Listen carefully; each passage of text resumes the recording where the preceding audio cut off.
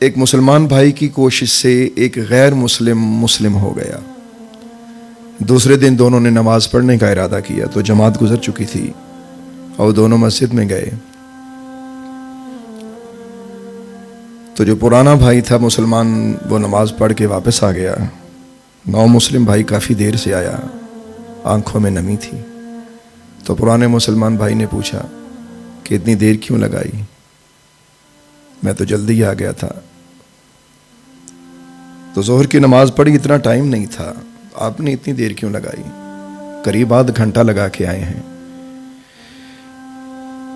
اس نے کہا کہ میں نے آپ ہی سے تو پوچھا تھا اور آپ ہی نے مجھے اس کا جواب دیا تھا۔ جب میں مسلمان ہوا تو میں نے آپ سے یہ پوچھا تھا کہ جس خدا کو دیکھا نہیں اس کی عبادت کیسے کریں گے؟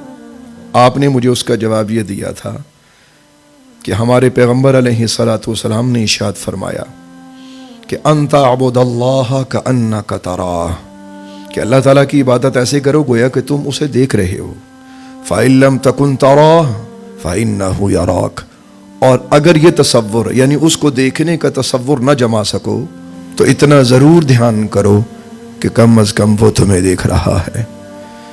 تو میں جب نماز کے لیے کھڑا ہوا تو میں نے پہلا تصور جمانے کی کوشش کی اسے دیکھنے کا، تو اس میں تو ناکام ہوا۔ پھر میں نے دوسرے تصور کی طرف جب قدم بڑھایا کہ وہ مجھے دیکھ رہا ہے تو پھر مجھے اپنی گزشتہ ساری زندگی یاد آ گئی، اپنی ایک ایک خطا، اپنا ایک ایک گناہ یاد آ گیا جو میں نے کیے تھے۔ پھر مجھے یہ محسوس ہوا کہ وہ مجھے دیکھ رہا ہے۔ میں نے اس کے دیکھنے کا احساس کیا تو پل پل مجھے اپنی ہر خطا یاد آئی۔ میں اتنی دیر سوچتا رہا میں اس کے سامنے کیسے کھڑا ہوں گا، اور بڑی مشکل سے میں نے اپنی نماز پوری کی ہے۔ یہ بات کر کے وہ بھائی جب اسے بتا رہا ہے، اب یہ جو پرانا مسلمان تھا یہ حیران ہوا۔ اس نے کہا کہ میری نماز تو اتنی جلدی مکمل ہو گئی اور تمہاری نماز اتنی دیر سے مکمل ہوئی۔ یہاں جو بات میں نے سیکھی ہے